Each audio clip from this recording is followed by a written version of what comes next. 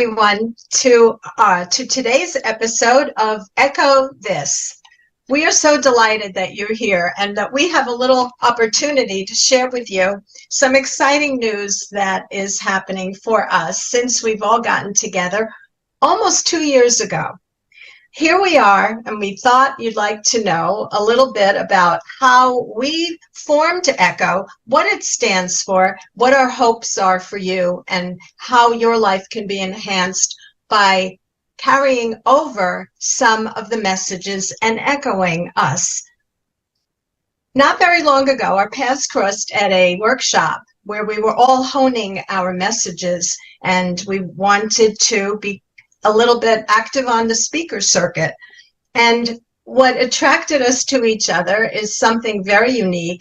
We were kind of sitting next to each other on Zoom, and the more conversations we had, the more curious we became, and the more interested we became in each other. And we decided to form this collaboration called ECHO, standing for Empowering Conversations of Hope and Opportunity.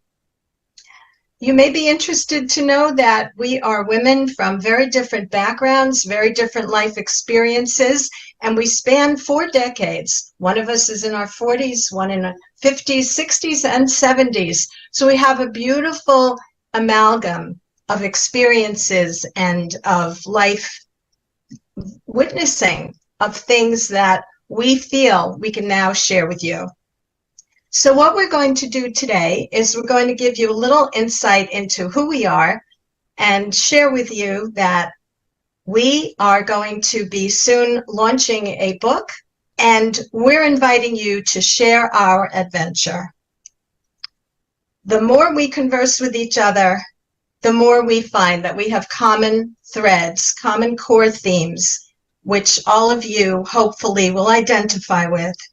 And this deeply affirming direction that we've taken in building community is about exploring our common goals. And these goals focus on creativity, health, play, and joy. And this is what we passionately offer to you. All good things begin with good health. And we're going to start our roundtable today with Debi Wimberley. And Debi, we often hear the term quality health, something we all desire, but you say health quality. Is there a difference? Thank you, Amy. Yes, there's definitely a difference. Quality health, this term is all about the high standard of health we all aim for. Sadly, that standard isn't met worldwide, and especially in the U.S. Statistics paint a grim picture. 1 in 3 adults globally suffer with a chronic illness, and over 50% of U.S. adults have at least one chronic condition. Clear sign that our health standards need a major overhaul. Flip side, health quality focuses on the care you receive in your healthcare system. It's about making sure treatments are effective, safe, and patient-centered, while ensuring the healthcare system runs effectively, and I say equally for everyone. Unfortunately, the current stats show that our healthcare system is leaving many patients with less than ideal health. And this is where my focus on health quality comes into play. While we strive for quality health quality addresses the broader healthcare system, helping individuals achieve and maintain health excellence. And it means acknowledging the overlooked endocannabinoid system. That's something that most people have never even heard of. Thank you, Debi. And with a foundation in health, which is Debi's our health advocate, we then can focus in our lives on something very special that Lisa proposes, and that is dedicating her studies and her career to the power of play, being like no other, infusing humor and success in our relationships at home and in the workplace as well. So Lisa, in what ways do lessons learned through play differ from those learned through more formal educational settings? And how can these lessons be applied to grown-up success? Well, great question, Amy. First, I want to just say a little bit more about myself. I'm Lisa Jones, a speaker, consultant, and author that leverages the power of humor, gamification, and play as fuel to enhance collaboration, increase engagement, and maximize productivity. Now, to answer your question, I look at this as a delightful dance of play versus the serious strides of formal education. So I'll say yay to that. When we play, we are like explorers on a treasure hunt, if you will. So instead of textbooks, we were armed with curiosity, right? And imagination. We learn by doing. We learn by experimenting, and we learn by failing. But without the dread of red marks and report cards. Who remembers those red marks on the report cards? Not fun. Play is all about trial and error, and it teaches us resilience, creativity, and the thrill of discovery. But as grown-ups, we can sprinkle this playful magic into our serious endeavors. We can embrace challenges with the same zest we had when we were conquering a jungle gym. We can problem solve. It becomes an exciting puzzle to solve, and setbacks are just plot twists in your adventure. So play brings a sense of fearlessness, the courage to try new things, and the belief that it's okay to stumble as long as you keep dancing towards success. So I would say to that, Amy, keep dancing. Well, talking about courage and talking about dancing and experiencing and overcoming and striving, we have Michaela Cox with us. And Michaela, give us some insights about how in your life's journey, what has been your biggest challenge to dance through and dance in the rain? Thanks, Amy. Before I answer that good question, I'm going to introduce myself as well. I'm Michaela S. Cox. I'm an author and speaker, and I have had an interesting journey that has taken me through disability, divorce, and death. And I've learned to go from surviving to thriving on that journey with several things that have equipped me along the way. And that leads right into the answer to this question of, I think, even though it's all been challenging, probably the biggest challenge has been over the last 6.5 years of when I have become a widow and a solo mom following the death of my beloved husband. And it's taught me a lot. And I've learned many lessons about what it is to travel grief and loss. And one thing I would say about that is that in that journey, as hard as it is, you have to get comfortable with the uncomfortable and understand that it's your journey and your journey alone. And that's okay, because you're the one that's traveling it and no one else can travel it for you. So you have to do it your way and do the next right thing for you. Oh, absolutely. And I know that your disability is since birth, and so many of us have these life experiences that really blossom and grow from the seeds of our childhood. And for me, and my name is Amy Weishaus. I'm a lifelong educator and learner. I spent the bulk of my career in the English classroom teaching journalism and English and helping my students find their voices, helping to promote conversation, helping to have a safe place where we can all feel empowered as if our voice matters, life matters. I learned that very early in life from a sister who was born with Down syndrome, who was awaiting my arrival. My mom always said, I always hoped for a playmate for Joycey. And there I was.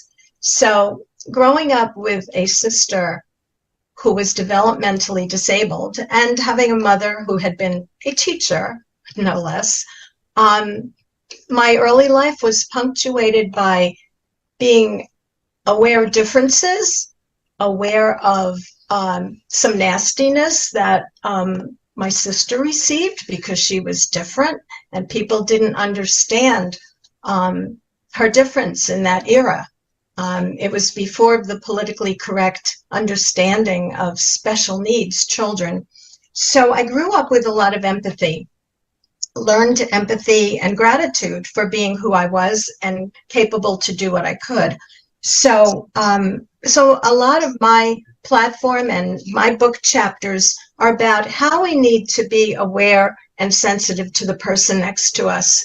Just as we women were in being next to each other on the Zoom screen, but being so intrigued by each other's uniqueness that we could come together and say and do wonderful things together, enhancing all of us.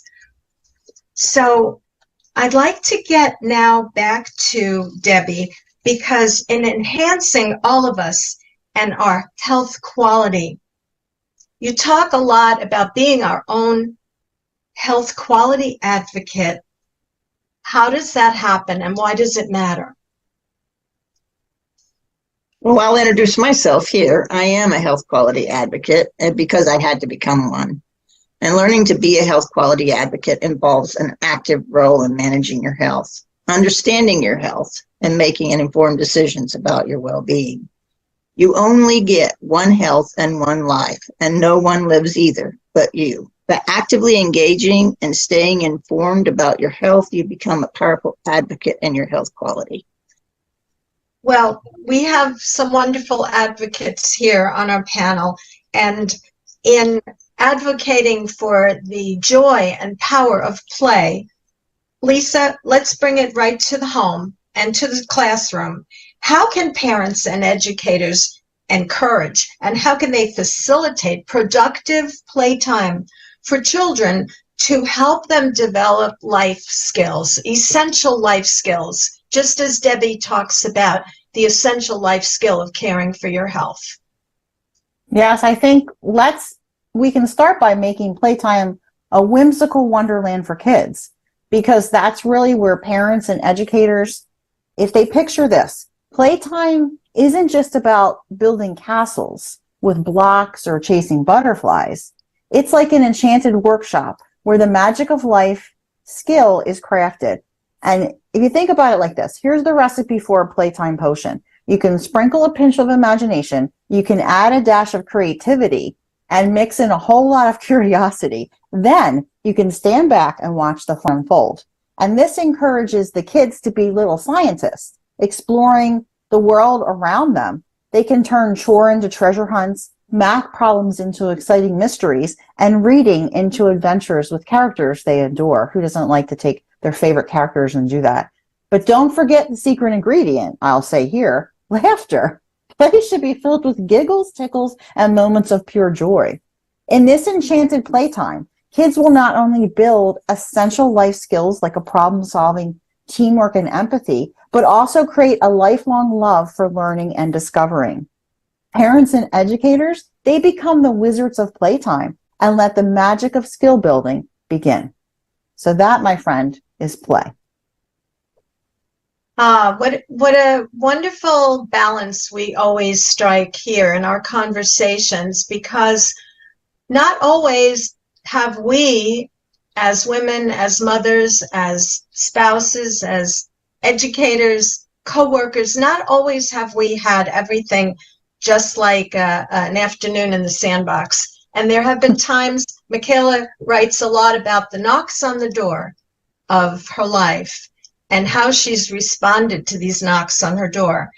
And I know, Michaela, you've come up thriving with your system of grace, GRACE.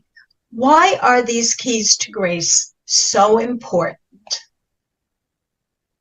Because I believe that while there are different obstacles that we all go through and challenges, and what my obstacles aren't another person's and another person's aren't mine, but once you make the choice to be an overcomer and strive to thrive, it's like muscle memory. You learn to do a skill set and you do reps of it, and your muscles learn how to do it. So whether it's a medical thing or a financial thing or a relationship thing, it's still the idea of overcoming, and what it takes to overcome is the same, no matter what you're having to overcome. So I believe these principles of grace, of finding your ground, you're gaining your grounding and being redesigned in life, and abundance and choosing care and being equipped, can help anyone, no matter what they're trying to overcome, be fueled and equipped with the tools they need to do so, which is basically what the keys are. And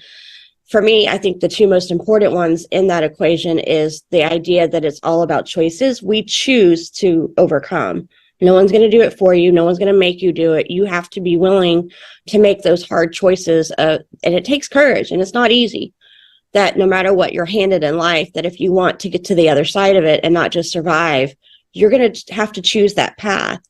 And in choosing that path, you're going to need an abundant mindset that is positive and healthy and allows you to be clear-minded to stay focused to the choices that you want.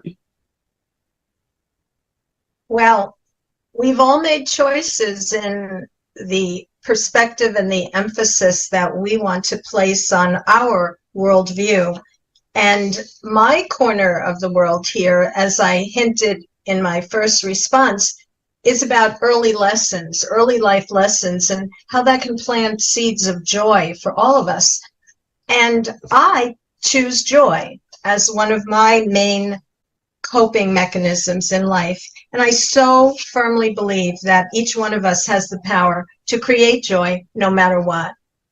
And using Michaela's elements of grace, we all need to feel a responsibility, and we need to feel the absolute bliss of creating joy by showing empathy every day to other people, by asking questions, by learning about people, by smiling at them, by creating an inviting, safe environment to say, your life matters. And I know that one of the aligned themes for all of us is that we so believe that each one of us has confidence buried within them, perhaps, or maybe more at the surface, but each one of us can tap into that reservoir of being able to see the power of showing gratitude to the people who are important to us, seeing how that exponentially gets paid forward, and sharing with others what they mean to us. And by looking to spread empathy every day, we can choose joy.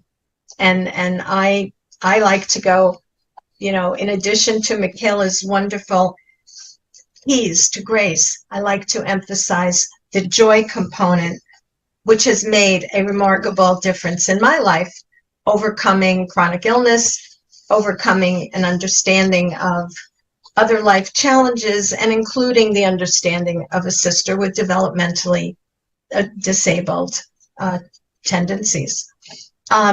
So, Lisa, getting back to you and this wonderful journey of play and how it empowers us all, how can the transformative power of play and laughter be harnessed to help individuals heal from trauma and cope with illness? Yes, we'll talk about the healing power of play and laughter. It's really like a magic elixir for your soul. And if you think about it this way, when we engage in playful activities and share hearty laughter, our bodies then release a flood of happy chemicals. They're called endorphins. These little mood boosters work wonders. They reduce stress and pain, and they promote a sense of well-being. But if we think about play like this, it becomes a refuge, a safe haven where individuals can escape the weight of trauma or illness, whether it's painting, dancing, or even a round of silly jokes. It serves as a gentle distraction from the challenges at hand. And laughter, on the other hand, it's like a healing symphony. It massages the heart and mind. It reduces our anxiety and depression. And it's really one of those things that's a communal experience that bonds people together, creating a support network that's essential for healing. But in order to harness this magic, Amy, we should encourage laughter clubs, playful art therapies, and group games that allow individuals to find joy during adversity. Laughter is, after all, the best medicine, but together we can heal, we can cope, and we emerge from trauma or illness with spirits uplifted and hearts lightened. That's the power of it, Amy. Wow. I know that laughter has such a great power to heal, and we don't often take to mind that our words our words, whether they're humorous words or not. Our words have so much power to either really have people soaring in life or to bring them down to the darkest depths. And I think about bullying, and I think about how devastating words are to people in ways that we may not even realize. So if we acknowledge that people are being bullied and people are being told negative things, no, you'll never amount to that, or you'll never do that. We have to know that our words change lives. And how many of you have a box or in a drawer, you have some cards that you've received, cards that when you open up those greeting cards or those letters that people wrote to you, or maybe it was a letter of recommendation to college that a teacher wrote, and you saw yourself suddenly with new eyes. I remember somebody writing in my college letter of recommendation, I was ebullient. I didn't even know what the word meant. I learned a new vocabulary word. Ebullient. Oh, he thinks I'm bubbling over and I'm animated. Isn't that cool that Mr. Raimondo thought that of me? And I adored that administrator. And then he said something about Amy has an indelible stamp of what she does on everything she undertakes. I have those words emblazoned in my mind forever, and they did so much to bolster my self-esteem and my belief in myself.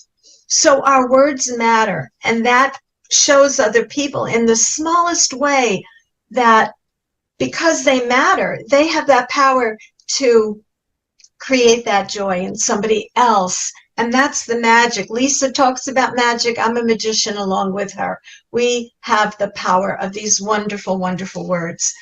And in our lives, when the knocks come knocking at the door, and courageous people like Michaela have keys to grace, I'm curious, which one do you think is the most essential? I'm the joy advocate. Lisa's the play advocate. And what do you think is the most essential key, Michaela? I would have, even though I spoke about abundant mindset, it still comes down to choice, because nothing starts without you choosing. I mean, even doing nothing is still a choice. So our life's journey is literally the result of our choices strung together, because if we made one set of choices, we'd go down a different path. If we made a different set of choices, it will lead down a different path. So in everything you do, you're making a choice. And that's what it takes to start someone overcoming, is choosing, am I going to take what I've been handed, or am I going to make it my own, or am I going to just deal with it, or am I going to figure out how to do different? It's all about choices. You have nothing without choices. Well, I know that all of us subscribe to that belief that we all have choices. And going back to my proposals about joy, we have a choice to be happy or not. We have a choice to be joyful or not. And in line with that, there are ways that each one of us can develop that muscle of empathy every single day. I sometimes like to ask myself at the end of a day, what did I do today? What one thing, at least one thing did I do today consciously to lift someone up? Did I choose to make a difference? Did I choose to show someone my interest, my support, and my concern? We're all teachers, all of us, aside from the fact that I was literally one in the classroom. We are all teachers, and we model a certain behavior. I alluded before to the lasting impact of joy. Henry Adams wrote, "A teacher affects eternity. He never knows where his influence stops." And I believe that's true of every one of us, parents, teachers, classmates, our peers, even our social icons and our celebrities. Don't we learn also from their platforms and from the causes that they celebrate and so on? So we're about catalysts for conversation. We're about, like Echo, we are about getting people together to start conversations that are going to solve problems, heal, and elevate, and celebrate one another.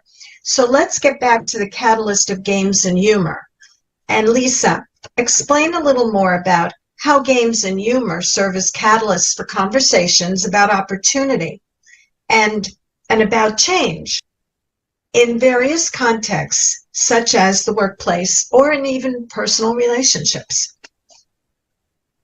Well, games and humor are like the secret sauce for sparking conversations about opportunity and change, which you were just discussing, Amy. But in the workplace, they are the icebreakers that melt away tension. They create a playful atmosphere where everyone feels more at ease, and that's what we want, after all. Just like playing a game of office trivia or cracking a well-timed joke, they foster camaraderie, and they open the door to discussions about new opportunities and fresh ideas. If we look at personal relationships, humor is really the glue that binds our hearts. Games are the bridges that connect souls. They make conversations feel less like a serious negotiation and more like an enjoyable journey. And when we laugh together or we engage in friendly competition, it's easier to talk about our dreams, aspirations, and the changes we want to make. So in both of these contexts, games and humor are disarming, really. They break down the walls of resistance and they encourage participation. They help us embrace the unknown with that sense of adventure, making discussions about change and opportunities feel exciting rather than daunting. So if we think about whether you're rolling the dice in the boardroom or you're sharing a good laugh with loved ones, you want to remember that games and humor, they're your trusty sidekicks in the quest for meaningful conversations about opportunity and change. They have the power to turn talks into adventures. Well, we all know that initiating these talks and adventures may be the starting point. That's the most difficult because sometimes people don't believe they have anything to say, or they don't feel playful. Oh, I'm not a funny person, or I'm not playful. So we need to model, even when we don't feel we're the most playful person in the world. We need to model that. But how do we do it? I love when you say that even strangers can become quick friends and have a really strong bond between each other just because they've shared a joke. And how you say that melts away any inhibitions, even in the workplace where you have new hires or, people who don't always know how they want to come across with their management or their CEO in the same room. But humor is the great leveler. And we can create this kind of joy. We mirror one another. And I often refer to the mirror neurons in our brain that actually mirror and imitate the feelings and expressions and emotions of another. So we make a big fuss over little babies and we say, oh, you're so cute. And we start talking baby talk. And we go to the zoo and we're aping like the chimps and we're making exotic bird calls. And that is a scientific behavior. There's science behind that humans and animals do this. So when we mirror happiness and joy, it is contagious, and people do then start. So what Lisa's saying, if it sounds difficult to you, I'm the partner in joy there to say you must sometimes get a little out of your comfort zone, but when you start exploring and finding out the things you have in common. I met someone recently, and she used to date my cousin, and we were hysterical over that. I mentioned, oh, I have a cousin who's a dentist, and she said, oh, and what's his name?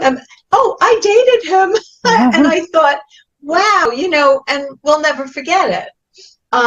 So the most unexpected little things the laughter can't begin until you start talking to one another. And that's what it's all about. You got to be a little bit uninhibited. That's where it starts. Yeah, and So, Amy, that's such a great point that you bring up, because that also reminds me of a lot what Debbie talks about, and I would love to hear her thoughts on advocacy. I think when it comes to advocacy, one of the biggest problems is that we're not allowed to be partners today in our health when we talk to our healthcare providers. Finding the quality health that you need and the help that just finding a doctor today is really difficult. I'm an expert at this as of recent, trying to find a doctor to take care of me. I've been on the phone making numbers of calls, and this person's out sick this week. They can't, and nobody else can make an appointment for you. And this is a serious problem that we have to address. The other part of this is that we're ignoring a system that we're all born with, which is called your endocannabinoid system. And it plays an important role, and it needs to be a partner in your health as well. So the health system that we have, we've put a ton of money in it, but it is not working for us as a patient. And just getting a doctor to listen to you and understand what's going on is not as easy as it seems. Being told that it's all in your head when you're having pain or dealing with something is not a correct answer. If you live with your body, you know your body the best. And when somebody walks into the room and has only seen you for maybe 2 seconds and they're trying to tell you what you're saying is not real or doesn't matter, isn't the way we should be dealing with health. So we need to be able to be a partner in our health. We're looking for some healthcare provider that will partner with us and that our voice is just as important as theirs. and all of us feel that part of our mission, our reason to live and to be, is because we want to have our voice heard, because at some point in all of our lives, we were bullied, or we were very ill, or we felt confused and we felt a lack of support. We didn't feel a peer group. I lived with a chronic illness, an autoimmune disease called Crohn's, for 40 years without knowing one person who had the same illness. Think about that. I was working too hard to go to support groups. They were in Manhattan. By the time I lived in New Jersey, by the time I came home at night, I was so depleted, I couldn't even think about going to a support group. So what we're talking about, all of us, is partnership with ourselves and partnership with each other, because the most amazing world materializes from these partnerships and these conversations. And Michaela, you have so many messages based on parenting, becoming a widow, your scholarship, and so many things. What is a major message that you want to echo out for people to hear? I would have to agree that it's advocacy, because it's the ultimate thing of taking a bet on yourself and daring to be different about choosing what you want for you. But as far as my overall message, I would say that there is no promise of tomorrow, and we get one shot to live this amazing life. So choose well, and in your choices, allow yourself to know how to go from surviving to thriving as you go through your doors and receiving those knocks, because in choosing well, you will be able to do what you have to do and learn how to actually thrive in life and live your best life. Yes, based on a life rich in experience, for sure. And, you know, Debbie, you just mentioned a lot about the obstacles in one taking care of one's health. And there's a piece of imagery that always fascinates me that I relate to now more than ever, that you instilled. And it's about developing an effective compass, an internal effective compass that each one of us can achieve. Can you explain, what is that compass? How does one go about creating one, and to what effect? Thank you, Amy. Well, an effective compass in health is metaphorically represents a reliable guide or tool that individuals can navigate in their complex health. It's an effective compass that embodies the keys and aspects of who you are and what your health should be. And here's just a few examples. You need to be well educated and informed. An effective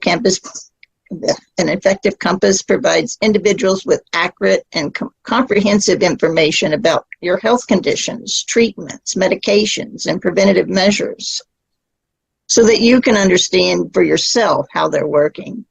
It guides you in holistic health approaches, considering yourself as a whole person, mentally, socially, physically, and providing personalized guidance. An effective compass empowers individuals to be active participants in their healthcare journey. It encourages them to ask questions, seek different options, and actively engage in discussions about their treatment options. Understanding who you are and how your body talks to you is one of the most important things that you will ever learn about guiding your health. And how often our body speaks to us. Sometimes it whispers and sometimes it screams. But are you listening? Make sure you're paying attention to what it's telling you, because that is when you will become your best partner in your health and hopefully help your doctors guide you in the right direction. And I know when all has been lost, you have sometimes had to have found humor in the most bizarre and shocking and surreal circumstances. And it's always amazing how we can go back to some trauma and still find the humor in it and still find that sustaining spark of humanity and hope. And again, with that humor and that element of play, let's go back to Lisa. How can the element of play or humor be used strategically in difficult or sensitive conversations like the ones Debbie's talking about to foster a more positive and open dialogue?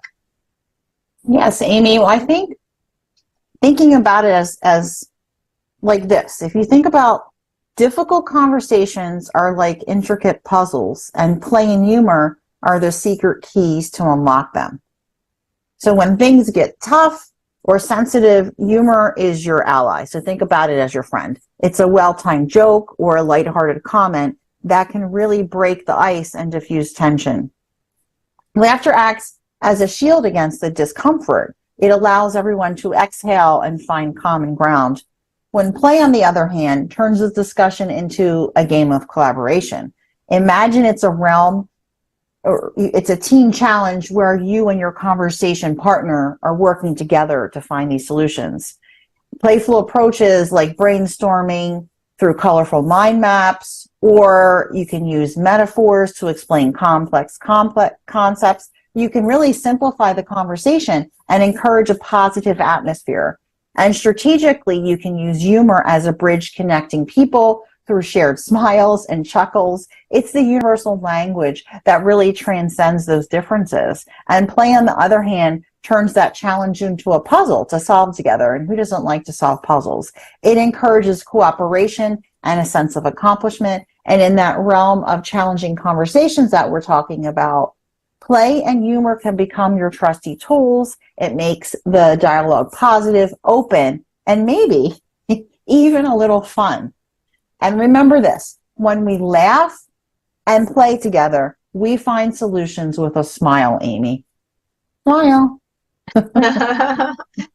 Well, I want to dovetail on some things that Debbie just said about having a voice and partnering with your doctors and asking questions, and about, what Lisa proposes about the magic of laughter in healing and in a true coming together of people. And I believe that empathy is so at the core of this. And unfortunately, our institutions have not always had empathy towards the patient or the student, and really has needed to be more and more sensitized given what's going on in the world, in society. And because of that, we know that hospitals now are offering programs in empathy. There's an empathy project in a major New York City hospital that's been around to instill in doctors and caregivers and nurses the need to be sensitive and the need to be caring and have an interpersonal relationship with the patients. Also, the patient is encouraged to demand and to expect that he or she has a voice in his treatment and can be a partner in that. These have not always been a given, but there's been a need for them, and now they are more and more around the country in the medical establishment especially. People find also on college campuses where there's a great amount of stress. Some of the Ivy League schools have in their curriculum courses in happiness. They are well attended. They're not just gut courses like fluffy courses. They actually deal with science, and they deal with the physical effects of joy and smiling and happiness and all the good things Lisa pointed out, the physical and mental health benefits.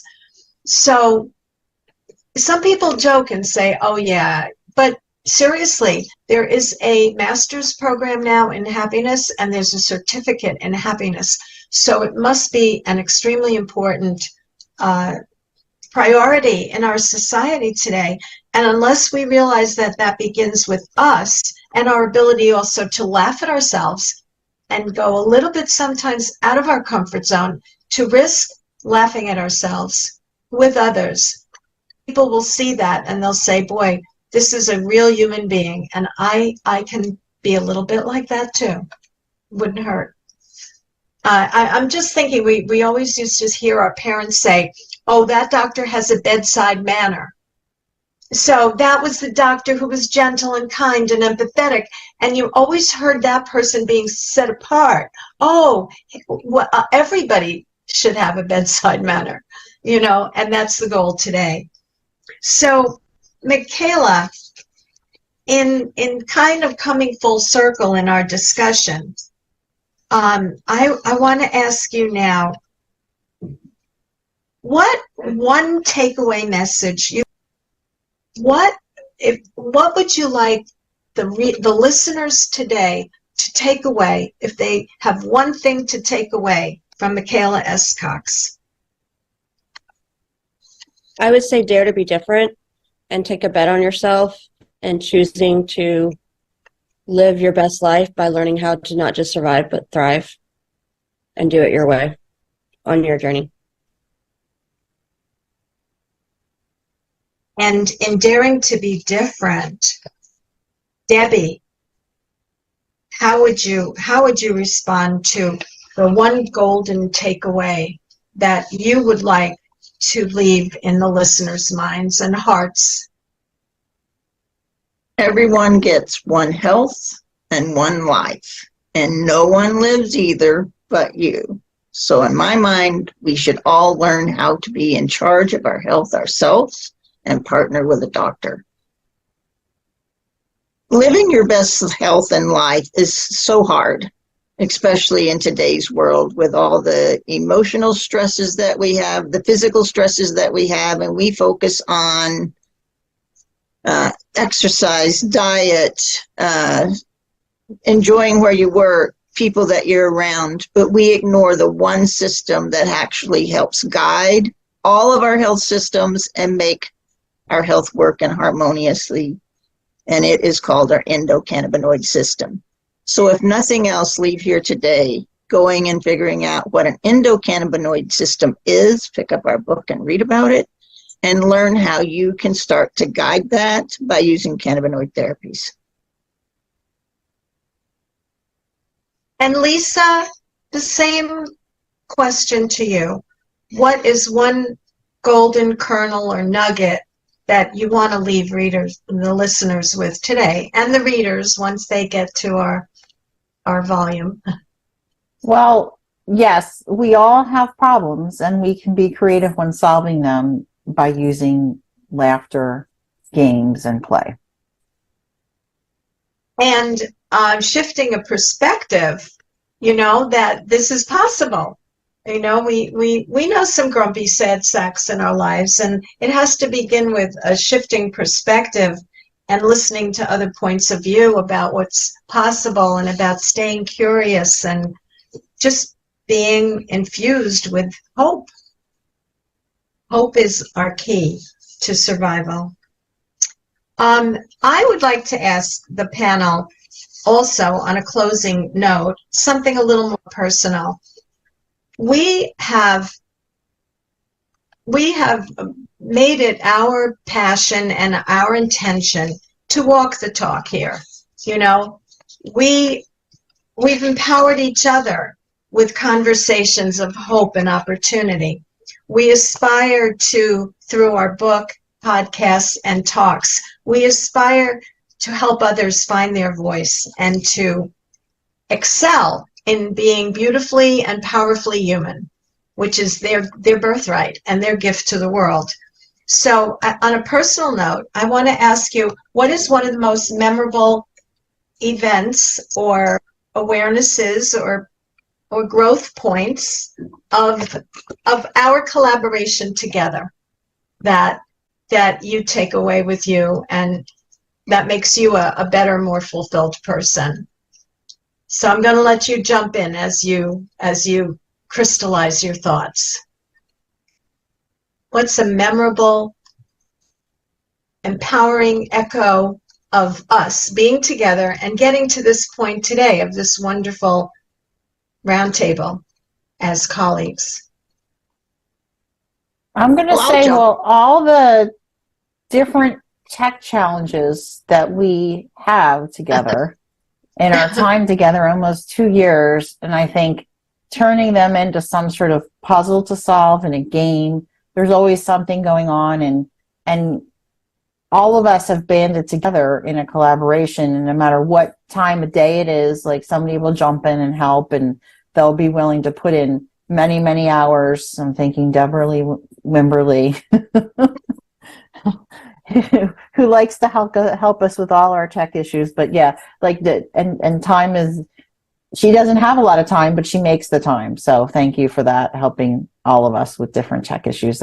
That specifically speaks out, and just banding together, all of us, just making sure that taking care of each one of us to make sure that we get what we need. So no man left behind, or should I say no woman left behind here. Thank you, Lisa, for that. I appreciate that very much. I love each one of you very much. I think that's one of the things that I will say that I have not met any of these ladies in person. We have only met virtually because I do have a health issue that keeps me from being able to be in public and be around people because I have no immune system. But these ladies have welcomed me and graced me every day and allowed me to contribute to their lives. And this is what's one of the most important things about our Empowering Conversations, is the contribution that we provide to one another. But each one of you have brought so much joy to my life and have given so many things of yourselves that make me a better person and make me want to help and support you. And this is what we're trying to do with our Empowering Conversations of Hope. Each one of us have our own unique talents and our unique strengths. And when you put them together, oh man, are we a great big ball of fire, fun, happiness. We can cry together, we can do it all. So that's what Empowering Conversations are all about. So thank you, each one of you. Michaela, your words. I would say, I think we have discovered together the commonality that we share and the through lines of our empowering messages that can give hope and opportunity, which is what we're all about. And we literally live it out in what we do and everything we do. I would also say, as a writer, I do believe in the power of words, and we have individually as equally, collectively, in collaboration wise, have shown the empowerment that can come from our words that have given, hopefully, what is be seen as hope and opportunities to others as we continue our work, and that we have expressed and echoed not just our words, but the value to be found in sharing your message and your stories and your words, to always know that your voice matters, whether it's individually and equally collectively, because we have come together to share our individual voices, but to do it together as echo and share the ripple effect that can come into the world, to give the world ways of empowering, to be given hope and opportunities, to know that it is your voice that matters and what you say with it and how you can influence and empower the world together as echo. And I, myself, the elder stateswoman in the group, I must say that this collaboration has brought so much joy in discovering one another. We're all quirky, we're all funny, we're all serious, we're all strong and weak in different areas, and we're all there for each other. And we've discovered the power of echoing one another, learning from one another. The great respect is beautiful. And this is what the world needs. We need respect. I talk a lot about the person sitting next to you, and a beautiful poem that I share about having curiosity and respect for the person sitting next to you, who is sacred. Each one of us is. And once we realize that, we walk with a different pace and with a different spirit. So I want to mention that Lisa, Michaela, and I met in person on sharing a platform recently, and it was like we were old friends. It was like we just were so comfortable. It's like we've known each other for years. So I want you to consider this not the close of this episode, but this is a beginning, an exciting beginning of a new era of your igniting conversations, conversations that empower, educate, delight, and heal others. And, you know, sometimes these words and these conversations may truly save you or save another person from a bad decision or from a dark night of the soul. And the darkness can be easily lifted through your light. So our wishes for you, if I can sum up what we're all about and what we've been sharing this last hour, it's to approach life with laughter and creativity, always brightening your day. Honor the fun and the joy, the lessons of childhood play that Lisa expands upon in our book. Be a true health quality warrior by advocating for your health, and develop your own effective compass. And learn about your ECS, your endocannabinoid system. You will be amazed. And as Michaela has found, find grace to overcome loss and grief when the knocks on the doors of life find you. And life is made up of choices. You must choose to be either the victim or the victor. So learn to thrive in all things, not merely survive. Because as she echoes, Debbie, you know, we get one shot in this life. And through empathy, walk forward confidently, knowing that your life matters. And know that you can create an endless legacy of joy. Empathy, I firmly believe, is our only path to survival. The world needs empathy, and it needs it now. And on that note, we wish you courage, we wish you strength to get your own conversations going now. So get out in the world and please echo your hearts out. Thank you so much for joining us today. As we conclude today's Echo This broadcast, we extend our heartfelt gratitude to each of you for tuning in. Your engagement and support are vital as we strive to foster empowering conversations of hope and opportunity. Remember, the dialogue doesn't stop here. Keep echoing in your communities. We welcome your feedback and input on Instagram and LinkedIn at Echo Together and via email at echotogether@gmail.com. That's Echo, the number 2, GETHER. Together, we amplify voices, ignite change, and inspire progress. Thank you for being an integral part of the conversation. For those interested in further exploration of our book, Echo This, it is available on Amazon. Echo, echo. Echo, echo, echo. Echo, echo. Echo, echo, echo. Echo, echo. Listen in for empowering conversations of hope and opportunity.